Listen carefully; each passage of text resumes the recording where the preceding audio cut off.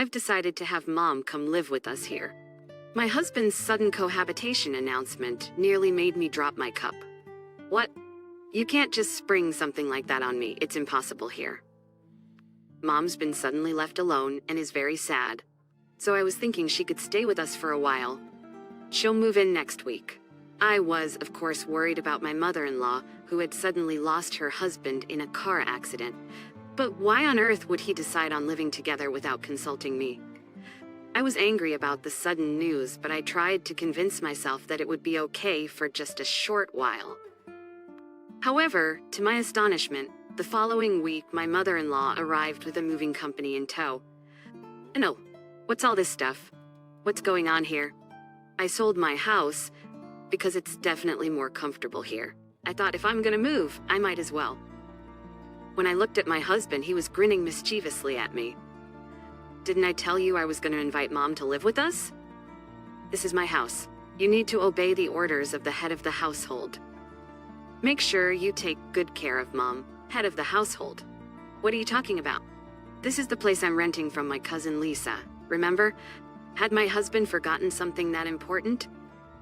I know that, but right now I'm the one paying the steep rent here. If you can't obey me, then get out of this house. Duh. Although $2,500 is just half of the rent.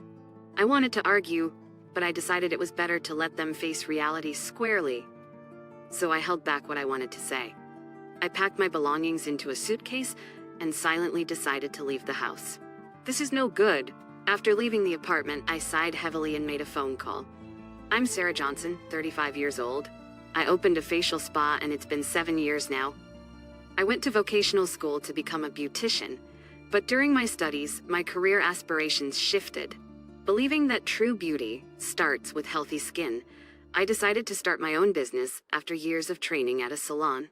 My husband Kyle and I have been married for 3 years and have been living together. Kyle was a high school classmate and we reconnected at our 10-year reunion. While chatting excitedly with friends about our obsession with natural stone bracelets at the time, Kyle cut in. "Bae, if you want to boost your love luck, maybe rose quartz would be better." "Why? And how do you know that?" "Oh, I got interested in gemstones a while back. You know, we're getting to that age where marriage and serious relationships come to mind. And I just thought rose quartz seemed promising for that." Kyle, with his hair still tousled from sleep as usual, piqued my interest with his casual remark. He was always known as bedhead among the girls at school due to his odd hair. And I knew he was indifferent to his looks, or rumors, but I never imagined he was so knowledgeable. Later, at the after-party, I found out he was also into my favorite anime, and he shared lots of rare insights. From there, I, taken with Kyle, started reaching out, and eventually, it led to us dating. Today marks our 2nd anniversary of dating. I want to be with you next year too, so how about we get married? Is this a proposal? Yeah, what else would it be?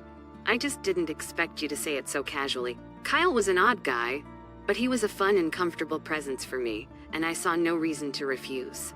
2 years into our marriage, an opportunity, or rather a golden chance, came my way. It was an incredible offer from my beloved older cousin Lisa. Lisa, who was 10 years my senior, had always doted on me since I was a child. Since we were both only children, we were still very close, like sisters. Her proposal was indeed marvelous, but it might have been too stimulating for us as a couple, or perhaps just for Kyle. I never expected that it would lead to such a conclusion. Starting next month, my husband's job is taking us abroad for 2 years. "Sarah, why don't you live in our condo while we're gone?" No way. I can't afford the rent for a place like that. Lisa's husband, John, has been successful with his business since he was young, and honestly, he's way richer than I could ever imagine.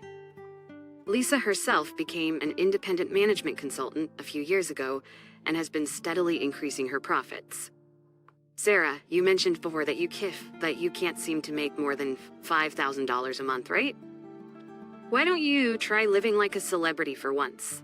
If you start taking that kind of environment for granted, you might just solve all your current problems in one go. I see. So you're saying to change my perspective on money. That's right. Our rent is $30,000. But if you're going to live there, I'll let you have it for $6,000. How about it? My head spun. Even my current rent of $1,800 feels steep. But honestly, I really like our current place and don't want to let it go. But John says he's okay with renting it out to you as an investment. The owner of Lisa's condo is a friend of John's. Mr. Adamo is someone who supports entrepreneurs, so when Lisa brought up my story, he agreed right away. I get that it's a good offer, but can I discuss it with Kyle before I decide? Of course, I'll be looking forward to your response. At this point, I had been running my salon for 5 years, but no matter how hard I tried, there's a limit to what I can do alone. I had almost given up on the idea that my monthly income would ever exceed $10,000. That's why the mere thought of the amount was already pressuring me. When I trudged home, my husband was into his new workout routine. I cautiously brought up Lisa's offer. Why not? It would be a bigger space and super close to work. Kyle, less concerned with overtime, worked as an in-house designer for a corporation. He's the type who wants to spend his time only on what he likes. Commuting from Lisa's condo would cut down the travel time significantly, but it would be a bigger financial load than before, you know? It's for your growth, isn't it? I'm fine either way. So just work it out with Lisa. Even after marriage, my husband has been indifferent to anything outside his interests. Probably, except for the shorter commute, he isn't really interested in the details. Even as I explained the terms of living there and the rent, he just nodded, and I wondered if he was actually listening. After much thought, I decided to take on the challenge and move in, agreeing to pay half the rent, while my husband would cover the other half, and I would handle all our living expenses. I was determined to gamble these 2 years on my life. Wow, this is amazing. That's incredible. That was our first reaction when we stepped into the high-end rental property. I thought we could actually live in the side closet for shoes, and the living room, which was over 430 square feet, seemed perfect for throwing a grand party. The standout feature was a white leather sofa in the vast space. We were told to use the furniture and appliances as they are, but they're all kinds I could never afford in my life. It hardly felt like home. We had never even stayed in a hotel suite, so the place felt incredibly lavish, almost uncomfortably so. Now I understand what Lisa was talking about. If we get used to this environment, our perspective might really change. Yeah, indeed. And so our life in a luxury condo began. Familiarity can be a frightening thing. Within 3 months, the place that used to make us tense up started feeling like a sanctuary. It even changed my approach to work. Since we moved here for a reason, I started thinking about what we could do to take advantage of the location. I'm thinking of taking the plunge and hiring someone for my salon. I'm considering doing workshops or something with the extra time. That's what people have been requesting, right? If you want to do it, Sarah, you should give it a shot. I run a beauty-related social media account personally, and I had requests for a while to host workshops or tea parties where people could talk to me directly. Since then, it's been a trial and error process, learning and practicing every day. It was exhausting, but the results were well received, and before I knew it, I was easily making over $10,000 a month. I changed, but the environment also had a big impact on my husband, Kyle. In what way, you ask? His appearance changed. He probably thought it would be problematic for the neighbors if he continued to neglect his appearance. He's making sure his hair is neat and he's dressing sharper when he goes out. Although as a result of getting ready to go out, the house ends up a mess. You know, I started getting approached by people at work who I've never talked to before. I bet, even I think you look the best you ever have. The first year after we moved, our life was really going well. The dark cloud loomed when my mother-in-law, who found out about our new place through the New Year's cards, came to visit. She has a hobby of taking classes and has a lavish, vain personality. I was surprised when I saw the address. What an amazing house. I never imagined Kyle would move into a place like this. I'm so proud. My mother-in-law was as surprised as we were. Oh, this house is, right? I can step up when I need to, Kyle said, cutting me off, grinning as if he had rented the place himself, and then gesturing for me to be quiet with a finger to his lips. The class I attend is close by. It's easy to stop by on my way home, so I'll be dropping in from time to time. Sure, just make sure to let us know before you come over. I know that. I had a bad feeling about this. After retiring, my father-in-law enjoyed fishing with his buddies, often going on trips. Because of this, my mother-in-law started to come over to stay more often when my father-in-law was out.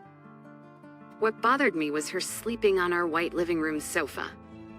No matter how many times I told her, even laying out a futon on the floor, I'd find her sleeping on the sofa. Mother-in-law, please don't sleep on the white sofa. This is a rented place. Oh, sorry about that.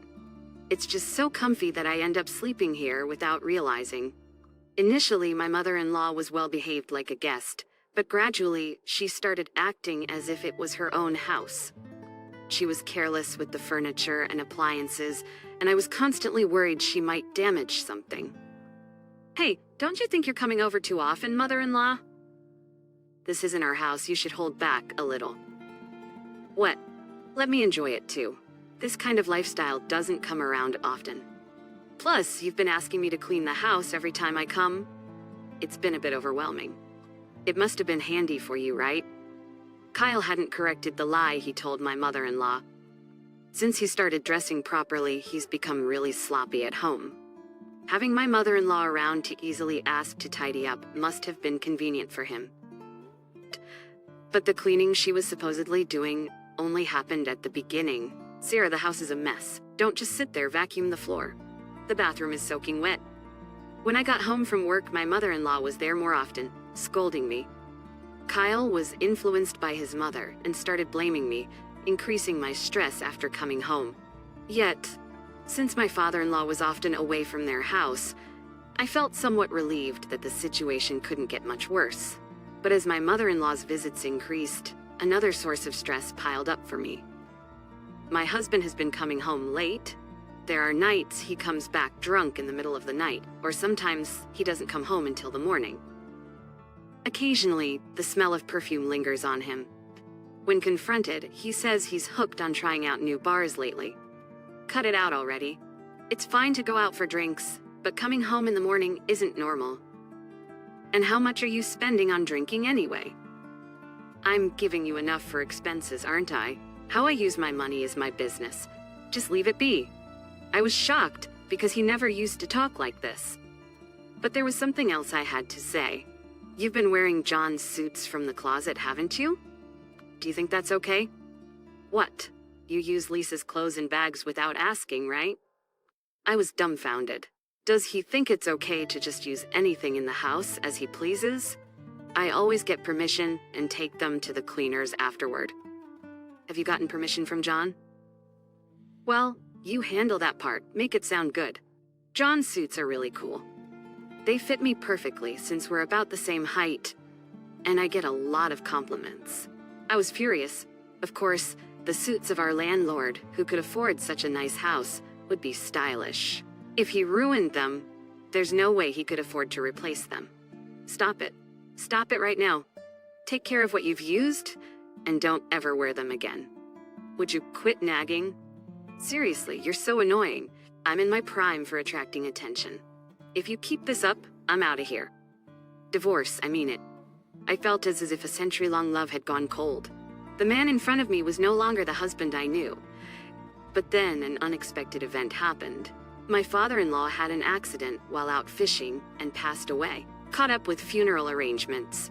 I had forgotten about these problems. But after the 40-day mourning period settled, my husband dropped a bombshell. I've decided to have Mom move in with us. I almost dropped my cup when my husband suddenly declared they would live with us. What? You can't just spring that on me. It's not possible here. Mom's really sad being all alone suddenly. So I thought we'd live together for a while. But how can he decide that on his own?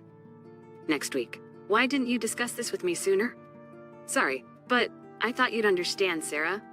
Gosh, I was upset by the sudden news, but if it's just for a short while, maybe it's bearable. I was worried about my mother-in-law, who had just lost her husband. But the way my husband had decided on their living together without consulting me, I felt betrayed. The following week, to my surprise, my mother-in-law arrived with movers. What's all this about? This place is much more comfortable than my old house. I thought, why not, and sold the house to move here. What? Looking at my husband, he was grinning at me. I told you we were going to have Mom move in, right? But I said it wasn't possible here. And you said it was only for a while. This house is big enough. One more person won't hurt. He had planned to live with his mother here all along. I didn't know what he had told his mother, but selling her own house to move in. I had a headache, and then my husband said something even more absurd. This is my house. You'll follow the head of the household's orders and take care of Mom. What? Head of the household? What are you talking about? This house is borrowed from Lisa, remember? Had he forgotten such an important detail? I know, but right now, who's paying the steep rent? Me, right? What? My husband has always been indifferent to money and possessions, but I never imagined he'd be so careless as to barely remember details about this house. When he was single, Kyle lived in a cheap apartment that cost just $500 a month. So I can understand why he'd think $3,000 a month for rent seems outrageously expensive. But did he seriously believe someone would rent us this property for such a price? If you can't listen to your husband, then pack up and leave. You've become so annoying with all your nagging lately. That's right.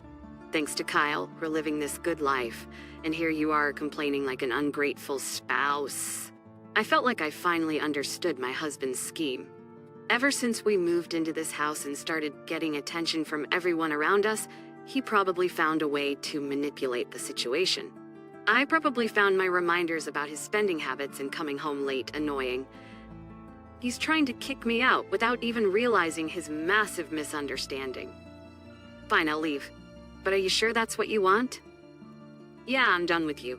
I'm gonna live here with Mom. With Dad's inheritance and the money from selling the family home, we'll be just fine. I'll send the divorce papers to the salon later, so that's why he called his mother. I could have argued here, but I decided to let them face reality on their own, biting back my retort. I packed my things into a suitcase and silently left the house. This is a mess. Once outside the apartment, I sighed deeply and called Lisa overseas. What? No way I'm going to let him treat my cousin like that. Just wait a month. Once I'm ready, I'll come back home. Lisa was furious with Kyle's actions and decided to return home half a year earlier than planned. About a month later, I received a call from Kyle. I had received the divorce papers right after leaving, but I knew this call wasn't about that. I thought about ignoring it, but the phone kept ringing. Reluctantly, I answered and heard Sarah. The management company says the rent hasn't been paid. I've been making the payments as usual. Please, can you check with Lisa what's going on? Did you check the bank account? Yeah, it's got $3,000 in it. I almost burst out laughing. I hadn't made any deposits into that account, and I had withdrawn the balance after leaving the apartment. With just $3,000, you won't even cover the utility bills, let alone rent. How embarrassing it must be to live in a luxury apartment and have your electricity cut off. Why didn't you leave enough money in there? Huh? Why should I pay the utilities for a place I don't even live in anymore? He went silent, probably realizing the absurdity of his request. You have the day off tomorrow, right? I'll come over so we can talk. Yeah, sure. I'd appreciate it. He sounded deflated, even through the phone. That's what he gets for overstepping. I'll make sure he cleans up his own mess. The next day, I went to the apartment with Lisa, who had just returned from abroad. I could have used my key, but I rang the doorbell out of courtesy. It was my mother-in-law who answered. Yes, who is it? Sarah, why are you back? Didn't you get a divorce? I'm here to have you vacate the apartment. She was shocked, and Kyle showed his face behind her, looking guilty. He hadn't told her about the divorce. He hadn't told her about the current situation yet. But the moment he saw Lisa standing behind me, his eyes widened. Lisa, why are you here? I got a call from Sarah and had to come back to the States on short notice. Oh, this is Mr. Thompson, the owner and manager of this apartment. When we told him we were going to have a discussion, Mr. Thompson said he would sit in with us. As we entered the living room, I was shocked by what I saw, even though only a month had passed. The once lovely space looked like it had turned into a storage room. Boxes of my mother-in-law's moving items were piled up at the end of the living room, still unpacked. Lisa let out a small sigh beside me. When we all took a seat on the couch, Mr. Thompson was the first to speak up. "So, about the rent for this month, when can I expect the payment?" Well, I had deposited the usual $3,000 into the account, but it seems like it hasn't been withdrawn. My husband's face was pitiful as he spoke in a sweaty, murmuring voice. He had bed hair just like in the old days today. "Did you seriously think it was $3,000? Didn't I ask you to pay just half of the rent at first?" "What? No way, half? You mean it's actually $6,000? I seem to recall something about half. Kyle's face looked shocked before he began to scratch his head frantically. I couldn't help but be a little impressed at his lack of memory regarding things he wasn't interested in. "That's right, $6,000. But actually the rent here is $30,000. "What? What kind of figure is that? Maybe I only heard about the amount we were supposed to pay." He meant the amount he was supposed to pay, of course. And beside my husband, my mother-in-law also had her eyes wide open. "What? What do you mean $30,000? This is the apartment Kyle was borrowing from an acquaintance, right?" "No, this apartment belongs to Lisa, whom I rent from. We had a 2-year lease, but decided to terminate it 6 months early due to this situation." My mother-in-law's face turned pale as she kept hitting Kyle's knee. "What are we gonna do?" "I sold my house thinking Kyle was earning well, and I've been shopping a lot too. What are we going to do?" She started trembling with her hands covering her mouth. But she quickly turned back to Lisa and pleaded, "Lisa, can Kyle and I sign a lease for $3,000? Just for half a year. I can't give up living here so suddenly." Lisa's mouth turned into a frown at my mother-in-law's brazen request. "Look, Sarah, help me out here. You know what? You're welcome to move back in too." I felt my own mouth turning into a frown, just like Lisa's. I rented this place to support Sarah's hard work. I won't forgive anyone who tries to kick her out. Lisa turned her gaze to Kyle, who closed his eyes and looked down. But leaving this place was no longer just a simple matter, and to think how carelessly you've treated things. This sofa, for instance, I can't even bring myself to use it anymore. Lisa frowned at the stains and dirt on the once pristine white leather sofa. "I was planning to have you purchase the heavily worn items after 2 years, so I'll be doing a check now." "What? Wait a minute. I wasn't informed about this." Kyle looked up, his voice sounding utterly ridiculous. "You'd normally restore a rental to its original state before returning it. It's only right to compensate if you've misused the furniture and appliances we let you use." I'd explained this before, but considering he didn't even remember the rent, such details were unlikely to have stuck in his mind. Lisa walked around the apartment, checking everything. From the kitchen, I heard many sighs, so it was likely that the appliances would be up for purchase. Opening the bedroom closet, Lisa sighed even deeper. "Kyle, did you wear John's suits without permission?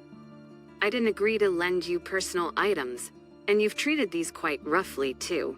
Sorry, but you'll definitely be buying these at the full price." Just as I thought. Despite being told not to wear them anymore, every suit left in the closet was over $10,000. The only silver lining was that Kyle had only worn 3 suits. "Kyle, I'm so disappointed in you. I trusted you with this house because of you and Sarah. I have no sympathy for someone who's hurt my dear Sarah." Kyle's face was ashen, shaking violently. The amount Lisa suggested for the purchases was substantial. And as if to drive the point home, Mr. Thompson began to speak. "As for me, I'd like to ask you to pay this month's rent of $30,000, along with the cleaning fee for the room. The rent of $6,000 here is strictly under the contract with Sarah, not with you. And I need you to vacate the place as soon as possible. But it's impossible to just leave like that. Sarah, please ask her on my behalf too." The mother-in-law, who had been downcast, raised her face and cried out loudly, "Why should I? I've already submitted the divorce papers that Kyle sent, so we're strangers now. I have no obligation to help a stranger." Mr. Thompson looked at the mother-in-law with a pitying gaze, yet firmly presented the harsh reality. "If you can't vacate immediately, I'll have to sue for illegal occupation. Why do I have to go through this? I can't stand this anymore. The mother-in-law screamed and stood up, then left the room. Kyle was stunned for a while as if his soul had left him, but then looked at me with a plea for help. Sarah, I'm sorry. I finally woken up. I got carried away thinking I was rich. I lost my mind. That's right. You seem to have come to your senses. Sorry, it really was all my fault. Let's start over from scratch in a new place. No matter what he said now, it no longer touched my heart. Our trust was broken. And I had also overheard that Kyle had been fooling around with other women.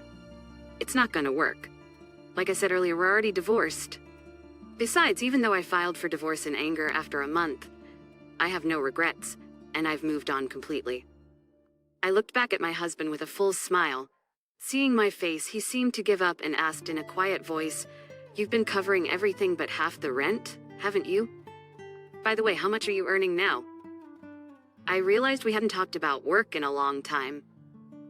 I've just started making over $16,000 a month. Looks like I might reach $20,000 by the end of the year. No way. Why didn't you tell me? Please give us another chance. Kyle slid off the sofa and started crying, collapsing onto the floor. His hair was still tousled from sleep. I wished he would remain that bed-headed boy, no matter how much our standard of living had risen. Thinking this made me feel a bit sad, despite having thought I was over it. Soon after, perhaps scared by the mention of illegal occupation, they rented a monthly apartment and left. It seems they managed to pay off their debts with the inheritance from Kyle's father and by selling their family home, but their finances must be pretty tight now. Well, it's not that Kyle isn't earning badly, and if he lives within his means, he should be able to manage. After the divorce, Kyle contacted me just once to apologize. I have no intention of getting back together, but I genuinely wish him the best. He lamented then that it's hard to lower your standard of living once it's gone up, referring to living with his mother.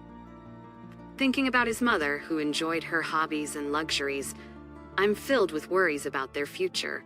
I didn't ask for alimony from Kyle. Some may think it's too lenient, but I believe I was the one who changed the carefree man with the bedhead. Being in that environment allowed me to adapt to a mindset that this lifestyle was the norm and helped me earn as much. Thanks to that, my endeavors are reaching new heights. But Kyle and his mother just used that environment to raise their standard of living. Without realizing their delusion, I now live alone in a $3,600 rental. Although I am not at Lisa's level yet, I feel that I have come a long way from the time when an $1,800 rent was a struggle. I believe in myself and am determined to continue making my dreams come true.